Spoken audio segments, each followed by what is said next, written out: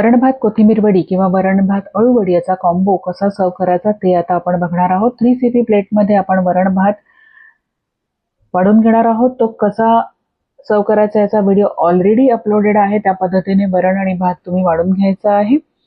आता कस्टमरच्या चॉईसनुसार 2 अळू वडी किंवा 2 कोथिंबीर वडी या कंपार्टमेंटमध्ये आपण अशा पद्धतीने ठेवणार आहोत।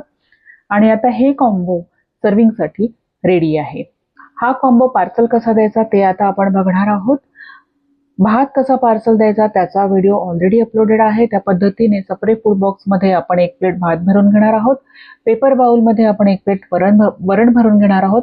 आणि हा जो सिल्वर पाऊच आहे याच्यामध्ये आपण 1 पापड, लिंबू आणि 2 कोथिंबीर वडी किंवा 2 अळू वडी कस्टमरच्या चॉईसनुसार भरलेली आहे।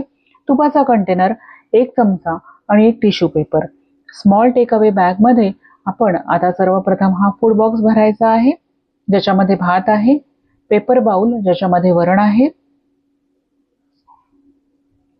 तुपाचा कंटेनर,